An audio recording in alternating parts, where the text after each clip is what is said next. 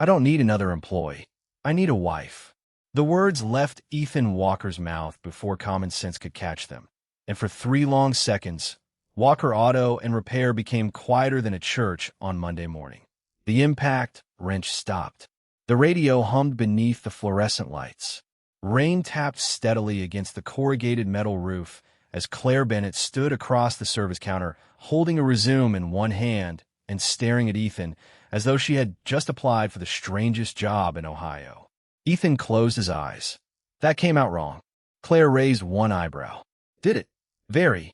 Because I came about the mechanic position. I know. And you answered with marriage.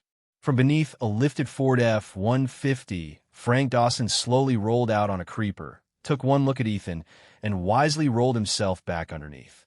Ethan rubbed a grease-stained hand across his forehead.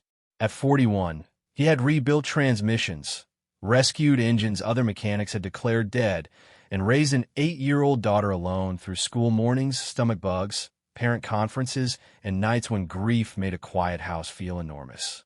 Yet somehow, explaining one foolish sentence to a stranger felt harder than all of it. My daughter's school called, he said. My babysitter canceled. We're 2 days behind on repairs, and Frank told me this morning I don't need another mechanic. I need a wife, a nanny, and 6 extra hours in every day. Claire's expression softened by half an inch. So you repeated the worst part. Apparently that's one of my gifts. A faint smile almost reached her face. Almost. Then a metallic click sounded from the far service bay. Claire's eyes moved immediately toward the F-150 suspended 6 feet above the concrete. The smile disappeared. Shut that lift down. Ethan turned. What? The rear lock. What about it? It isn't seated. Frank looked out from beneath the truck. Ethan's posture changed instantly. No embarrassment now. No awkwardness. Just attention. He crossed the bay, checked the lift, and froze. Claire was right. One safety lock had failed to engage completely. Ethan lowered the truck carefully until all 4 tires rested on. The floor, the garage, seemed to exhale with him. He looked back at Claire. Rainwater still darkened the shoulders of her inexpensive jacket. Her resume was slightly bent from the grip of her fingers, but her eyes were steady. How did you catch that? He asked. The sound. You heard it from over there? A properly seated lock makes 2 clean clicks on that model. I heard one. Frank emerged again, this time without retreating. Ethan studied the woman who had walked into his struggling shop asking for an ordinary job and, within 5 minutes, had embarrassed him, corrected him, and noticed something 2 experienced mechanics had missed. Claire placed her resume on the counter. Still think you don't need an employee? Ethan looked at the paper, then at her. For the first time that morning, he smiled. When can you start? Claire started the following Monday at 7 in the morning, but Ethan had been awake since 5. That was normal now. His alarm rang before sunrise, his coffee brewed while the neighborhood was still dark, and by 5:30 he was standing barefoot in his kitchen making scrambled eggs while Sophie sat at the table, trying to remember where she had left her science worksheet. Backpack. Checked it. Lunch. Packed it. Homework. Sophie stopped chewing. Ethan looked at her. She looked at him. I knew we forgot something, she said. He smiled despite himself. 8 years old, brown ponytail crooked from sleeping, one sock white and the other pale blue. Sophie was the reason Ethan had learned that exhaustion and gratitude could live in the same heart. 4 years earlier, before Rachel died, mornings had sounded different. There had been 2 coffee mugs on the counter, 2 voices reminding Sophie to brush her teeth, 2 adults dividing the 1,000 invisible jobs required to build an ordinary life. After Rachel was gone, Ethan discovered those jobs did not disappear. They simply waited for whoever remained. He learned to braid hair badly, sign permission slips on time, remove stains from school uniforms, and answer business calls while cooking spaghetti. He learned that grief did not always arrive as tears. Sometimes it arrived as an empty chair, sometimes as a grocery list written in handwriting you would never see again, sometimes as silence after your daughter went to bed. At 6:20, Frank Dawson pulled into the driveway to take Sophie to school. Frank had worked beside Ethan for 12 years and had known Rachel almost as long. You owe me coffee, Frank said. I pay you. That is for fixing cars. School transportation is a premium service. Sophie climbed into Frank's truck and waved through the window. Ethan waited until the taillights disappeared before returning inside. On the counter sat 3 envelopes he had avoided opening the night before. Electricity, insurance, part supplier. Walker Auto and Repair was surviving, but surviving was not the same as being safe. Ethan opened the supplier invoice and stared at the total. He needed another mechanic because they were losing appointments faster than 2 men could finish them. He needed more customers to pay for another mechanic. He needed more hours to find more customers. Life had become a circle drawn in grease. At 6:58, Ethan pulled into the shop and saw Claire already waiting beside an older gray Honda Civic. No luxury car, no dramatic entrance. Just Claire in work boots, dark coveralls, and a ponytail, holding a stainless steel coffee mug. "You are early," Ethan said. "You said 7. It is not 7. Claire glanced at her watch. 2 minutes gives me time to regret taking the job. Frank laughed from inside the bay. Ethan handed her a work order. Oil change. Brake inspection. Customer says there is vibration above 55 miles per hour. Claire read it once. Anything else? Yes. Yesterday does not make you special. Her eyes lifted. Good. Ethan paused. Most applicants wanted to impress him. Claire seemed almost relieved that he was not impressed. By 9:30, she had completed the inspection, identified uneven front tire wear, found a worn suspension component, and organized the tools exactly where she had found them. Ethan checked everything without telling her. She had missed nothing. At 3:15, the shop door opened, and Sophie walked in carrying her backpack. "Dad, Frank said I could wait." "Here." Then she noticed Claire. Claire noticed the small toy car in Sophie's hand. One wheel hanging crooked. "Broken axle?" Claire asked. Sophie nodded solemnly. Very serious. Claire crouched beside the workbench. "Then we should probably save it." 10 minutes later, the tiny car rolled perfectly across the counter. Sophie smiled. Ethan stood 20 feet away, wiping his hands on a shop towel, watching his daughter laugh with a woman he had known for less than 2 days. Something moved quietly inside him, something he immediately pushed away. Claire was an employee, nothing more. But Ethan had spent 4 years learning that the heart rarely asked permission before remembering what warmth felt like. By the end of Claire Bennett's first week at Walker Auto and Repair, Ethan had stopped checking her work because he expected mistakes. He checked because he could not understand why she never made the mistakes he expected. On Wednesday morning, she diagnosed an intermittent electrical fault in a Chevrolet Tahoe before Frank had finished his second cup of coffee. On Thursday, she listened to a customer describe a transmission hesitation for less than a minute and asked 3 questions that led directly to the problem. By Friday, she had reorganized the diagnostic equipment, updated the parts inventory, and somehow convinced Frank to return 3 torque wrenches to the drawer where they belonged. "I do not trust her," Frank announced over lunch. Ethan looked up from his sandwich. "What?" "Nobody is that organized voluntarily." Claire heard him from the workbench. "I can put everything back where you had it." Frank frowned. "Do not threaten me." Ethan laughed, and for a moment the garage felt lighter than it had in years. Yet beneath the humor, something about Claire did not add up. Her resume was good, but her hands were better. She understood modern diagnostic systems with the confidence of someone who had worked far beyond a neighborhood repair shop. She knew manufacturer service procedures without searching for them. She could explain complicated engine management systems in plain English to customers who knew nothing about cars, and she never made them feel foolish for asking questions. Ethan noticed something else, too. Claire never talked about where she had learned any of it. "Where did you work before this?" he asked one afternoon. Claire kept her eyes on the scan tool. "A few places." "That is specific. I try to preserve a little mystery." Mechanics usually brag about every shop that ever tolerated them. She smiled. "Maybe I am unusual." Ethan could not argue with that. Her gray Honda Civic was nearly 12 years old, clean but ordinary, with more than 140,000 miles on the odometer. She brought lunch from home. She drank regular coffee. She wore the same practical work boots every day. Nothing about her suggested money, privilege, or anything beyond a woman trying to rebuild her life quietly. Then Sophie began appearing at the shop more often after school. At first, she sat in Ethan's office doing homework. Soon, she was sitting near Claire's workbench asking questions. What does that do?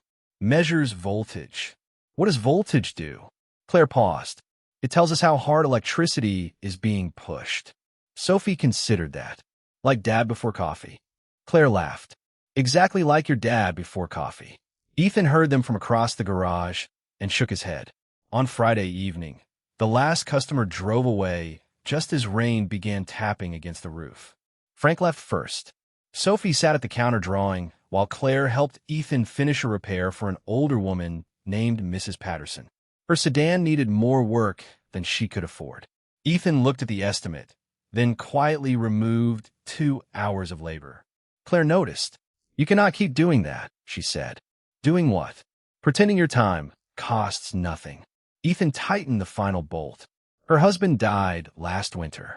She needs the car for work. That does not answer me. He lowered the hood gently. Sometimes people need a break more than I need the money. Claire went still. In the soft fluorescent hum, Ethan saw something change in her expression. Not admiration exactly. Something quieter. Recognition, perhaps. Because Claire had spent years around people who measure value in dollars, titles, and leverage. Ethan Walker measured it differently. And for the first time since she walked into his garage, Claire wondered whether the life she had escaped had ever taught her what anything was truly worth. Over the next 3 weeks, Claire stopped feeling like the new mechanic and started feeling like someone who had always belonged at Walker Auto and Repair. She knew which customers wanted explanations and which ones only wanted the keys. She knew Frank complained when he was happy, whistled when he was worried, and guarded the last cup of coffee like it was family property. She learned that Sophie arrived every weekday at 3:15, dropped her backpack beside Ethan's office, and announced her homework problems to the entire garage. Most of all, Claire learned Ethan's rhythms. He arrived before everyone else. He left after everyone else. He checked every invoice twice, every repair once more than necessary, and his phone whenever Sophie was away from him. Yet he never complained about being tired. One cold Thursday evening, light snow began drifting across the parking lot while Ethan and Claire worked on Mrs. Patterson's sedan. The older woman had returned because her heater had stopped working and the forecast called for temperatures below 20 degrees overnight. I can leave it until payday, Mrs. Patterson said. You need heat, Ethan replied. I need groceries too. Then buy groceries. She looked at him carefully. Ethan, I cannot keep accepting favors. He handed her the keys. Good. Then call this one stubbornness. Mrs. Patterson smiled, thanked them, and drove away with warm air finally blowing through the vents. Claire watched the taillights disappear into the snow. You did it again. Ethan lowered the garage door. Did what? Charge her for the part, and almost nothing for the labor. You read my invoices now, only when you make them suspicious. He gave her a tired smile and started putting away his tools. Rachel used to say the same thing. Claire had heard his wife's name before, but Ethan rarely spoke about her directly. The garage became quieter. Snow whispered against the windows while the heater clicked somewhere near the office. What was she like? Claire asked. Ethan folded a shop towel slowly. Kind. Funny. Better with people than I am. That last part is not difficult. He looked at her. Claire smiled. Ethan did, too, but only briefly. She helped me start this place, he said. We had one lift, a borrowed compressor, and about $900 left after the first month's rent. She handled customers while I fixed cars. Somehow she made everybody believe we were going to be fine. And were you? Ethan looked around the garage. For a while, Claire understood the answer beneath the answer and did not push. That restraint mattered to him. Some people treated grief like a locked door they had the right to open. Claire simply stood beside it. Sophie appeared from the office wearing her winter coat and carrying 3 paper cups of hot chocolate she had made for packets. I made one for everybody. Ethan accepted his. Everybody. Sophie nodded toward Claire. She works here. That means everybody. Claire looked down at the cups Sophie offered her. Something in her face softened. Thank you. They stood together near the closed bay door while snow covered the parking lot outside. No expensive restaurant. No palish bordrom. Just three people drinking powdered hot chocolate beneath fluorescent lights while an old radio played softly near the tool cabinet. Ethan caught Claire looking at Sophie. Then Claire caught Ethan looking at her. Neither spoke. Respect had arrived first, quietly and without permission. Trust was following close behind. But Claire knew trust carried a price, because every day she stayed, the truth she had not told Ethan became heavier. And somewhere beyond that little garage, the Bennett name was still waiting for her. The black sport utility vehicle arrived at Walker Auto and Repair on a Tuesday morning, and Claire knew who was inside before the driver's door opened. She had been replacing an alternator while Ethan worked at the next bay, and the moment she saw the polished vehicle through the garage windows, the wrench in her hand stopped moving. Ethan noticed. "You all right?" Claire did not answer. The rear door opened, and a silver-haired man in an expensive charcoal overcoat stepped onto the wet pavement. Richard Bennett did not look angry. Men like Richard rarely needed anger when certainty had served them better for 62 years. He entered the garage, glanced at the concrete floor, the tool cabinets, the aging lifts, then finally looked at Claire in oil-marked coveralls. "Claire!" Frank stopped sorting sockets. Ethan straightened slowly. Claire placed a wrench on the workbench. "How did you find me?" "You were not hiding very carefully." "I was not hiding." Richard's gaze moved to the Bennett name stitched onto a temporary work shirt Claire had never bothered changing. "This is what you chose." Claire's jaw tightened. "I chose work." "You have work." "No, I had a position." Ethan remained silent, but he understood enough to know that this was not an ordinary family disagreement. Richard turned toward him. "Ethan Walker." "That is me." "Richard Bennett." Ethan waited. The name landed a second later. Bennett Automotive Group. Dealerships across several states. Parts distribution. Manufacturing partnerships.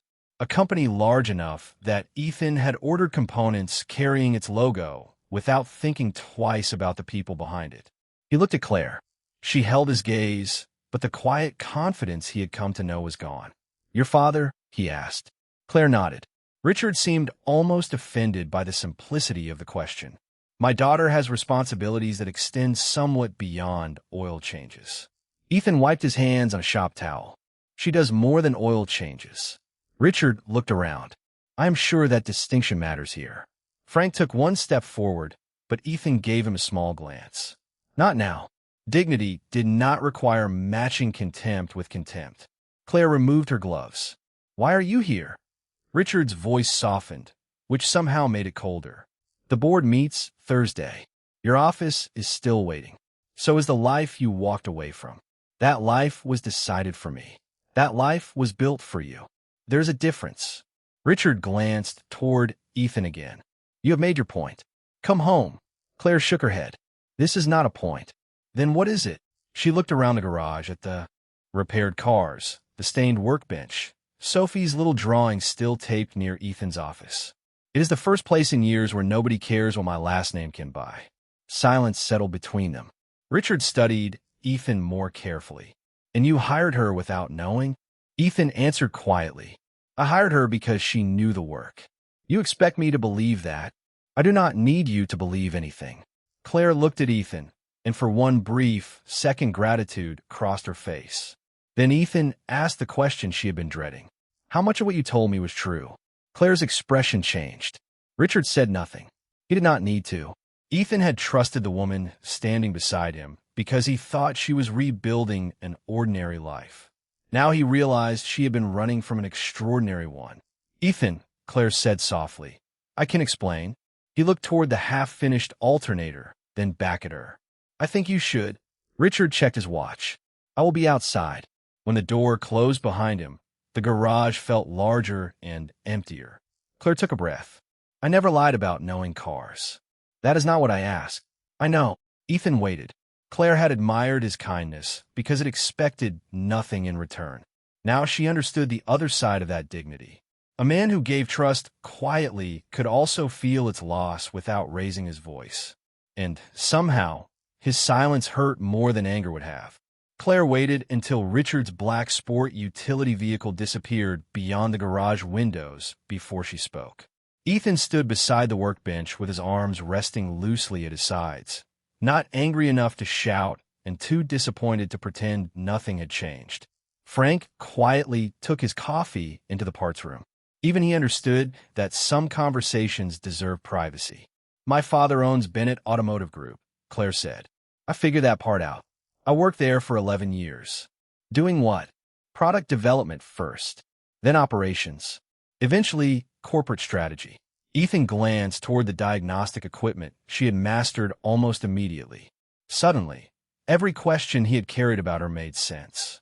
"So you were never just a mechanic." "I was always a mechanic," Claire said. "That was the first thing I ever wanted to be. My father just decided it was not enough." Ethan looked at her. "Why leave?" Claire took a slow breath. "Because every choice in my life became a business decision. Where I lived, what position I accepted, who I met for dinner. My father was negotiating a merger with another automotive company, and he thought a relationship between me and one of their senior executives would make both families more comfortable with the deal." Ethan's expression tightened. "He tried to choose who you dated?" "He called it protecting the future. That is not protection." "I know." The fluorescent lights hummed above them. Somewhere near the office, the old wall clock clicked forward 1 second at a time. Claire looked at the grease on her hands. "I left because I wanted to know whether I could build a life that did not depend on my last name. I found your job posting. I applied. You treated me like everyone else. Because I thought you were everyone else." The words landed harder than Claire expected. "I am. You know what I mean?" "Yes." Ethan picked up a wrench, then set it down without using it. "You could have told me. And then what?" "I would have treated you exactly the same." Claire gave a small, sad smile. "That is what I hoped you would say. Then why did you not trust me enough to test it?" She had no answer that did not sound like fear. Ethan walked toward the office window. Sophie's drawing of 3 smiling people beside a red car was still taped near the frame. Claire had never asked why the third figure looked suspiciously like her. Ethan had noticed it days ago and had chosen not to mention it. "Sophie likes you," he said quietly. Claire swallowed. "I like her. That matters to me. It matters to me, too." Ethan turned. "That is what scares me." Claire's eyes softened. He had finally said what lived beneath his distance. This was not only about her secret. Rachel had been gone 4 years, but loss had taught Ethan to measure attachment by what it might cost his daughter. "I am not asking you to replace anyone," Claire said. "I know. I am not asking you for anything. I know that too." "Then what are you afraid of?" Ethan looked through the glass toward the empty service bays. "Sophie already lost her mother. I cannot let someone become important to her if that person is only passing through." Claire stepped closer, stopping several feet away. "I do not know where I belong yet, Ethan. That is the problem." "No," she said softly. "That is the truth." For the first time since she arrived, neither of them could repair what stood between them with the right tool or the right answer. Claire had come to the garage searching for a life that belonged to her. Ethan had spent 4 years protecting the small life he had left. And now, just when trust had begun to feel possible, both of them were being asked to risk the one thing they had learned to guard most carefully, their hearts. 3 days after Richard Bennett appeared at the garage, Ethan received a call from his primary parts supplier. The representative sounded apologetic before he even explained the problem. "Your commercial discount is being suspended pending a contract review." Ethan stared at the invoice on his desk. "We have had that account for 9 years." "I know. Have I missed a payment?" "No." "Then what changed?" There was a pause. "I cannot discuss internal decisions." Ethan thanked him and ended the call. An hour later, his landlord called. A regional development company had made an offer to purchase the entire property, including the building Walker Auto and Repair had occupied for 11 years. Nothing had been sold yet, but the landlord wanted Ethan to know that his lease might not be renewed when it expired in 6 months. Ethan sat quietly behind his desk while the garage continued around him. An impact wrench rattled in the second bay. The heater clicked on.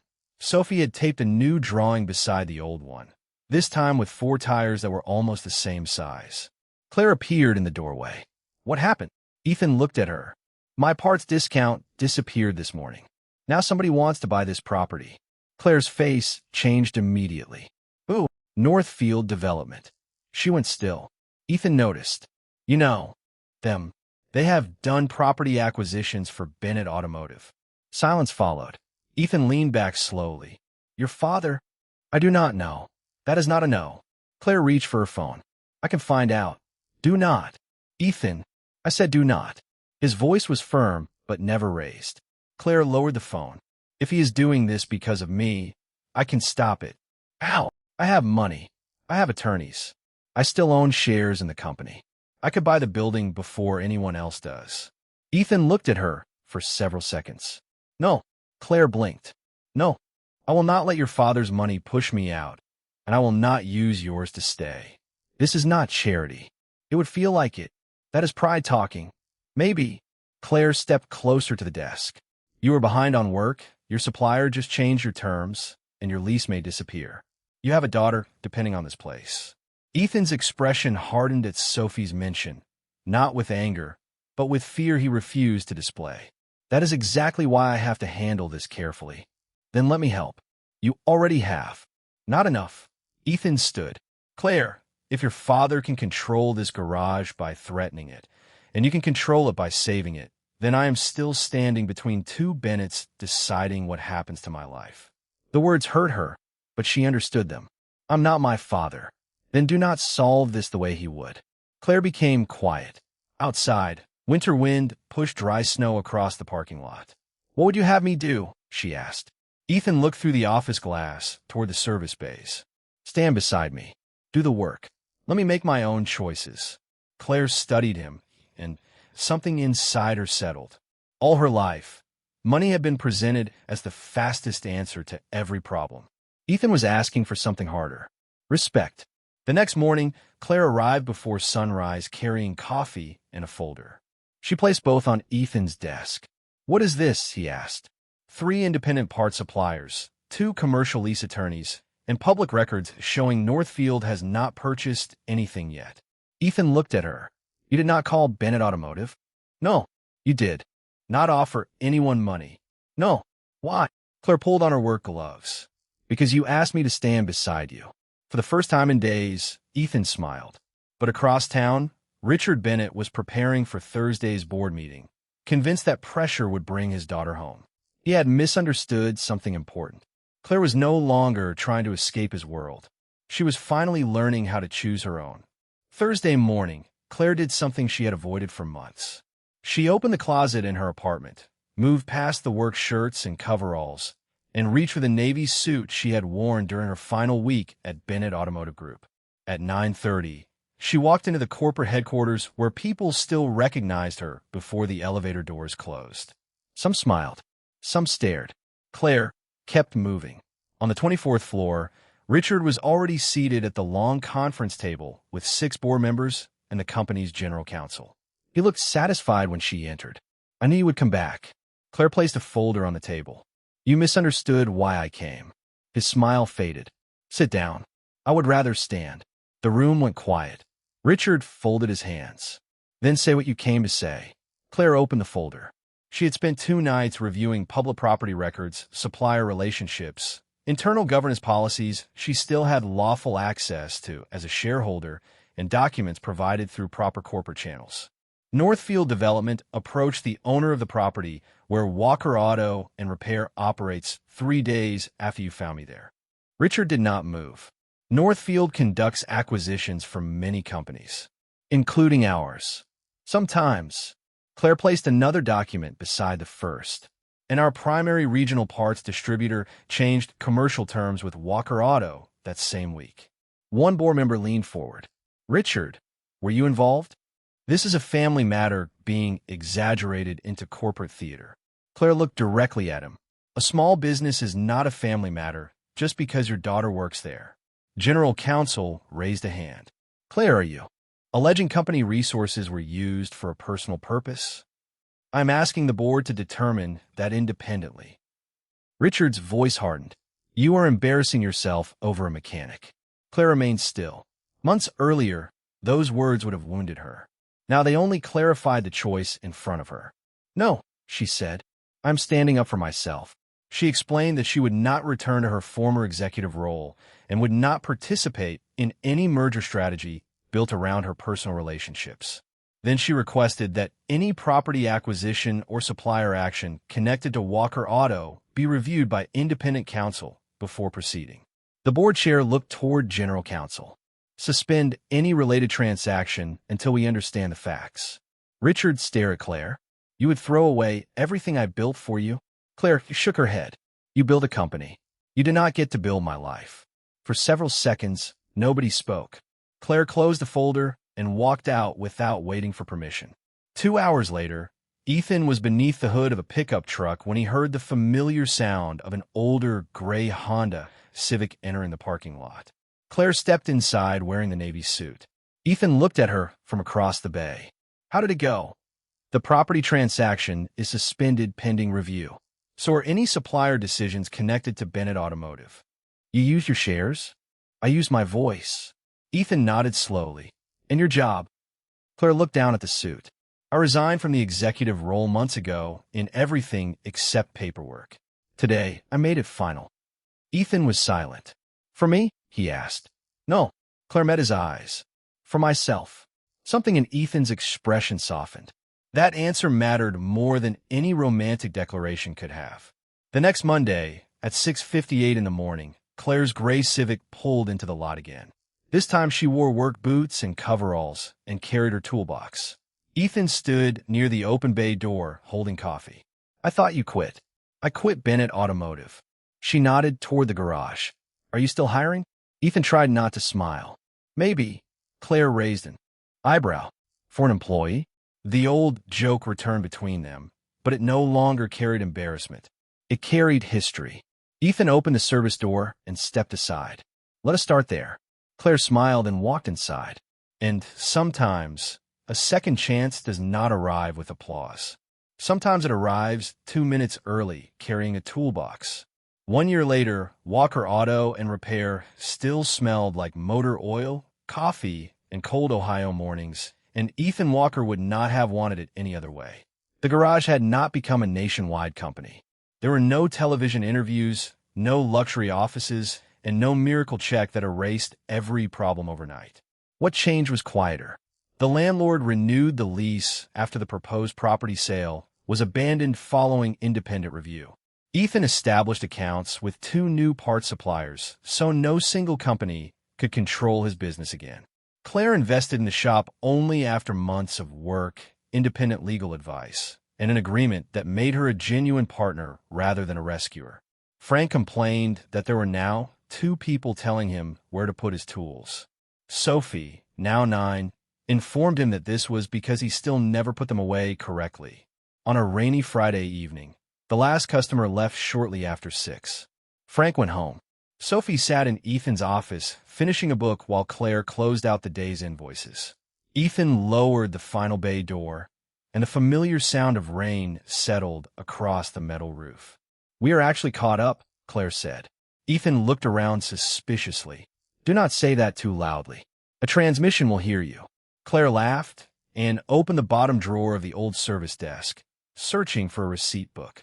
Instead, she found a folded sheet of paper with a faint oil stain across one corner. She opened it and stopped. You kept this? Ethan turned and immediately recognized her resume from the morning she first walked into his shop. I forgot that was there.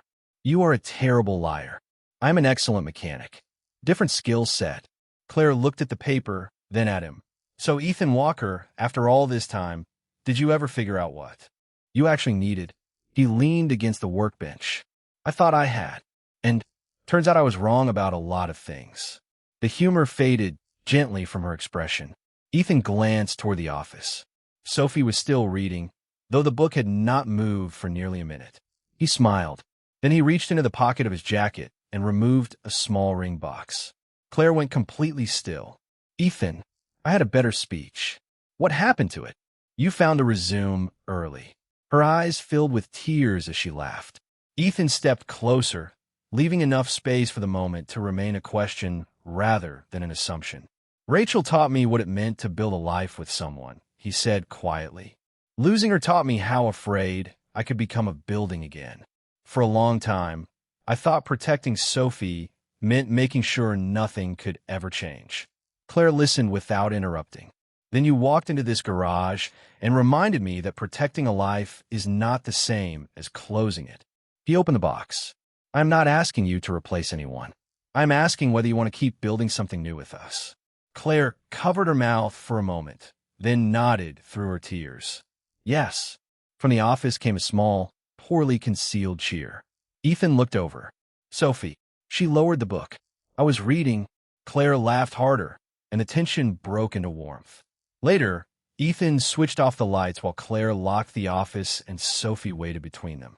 Outside, the rain had softened to a mist.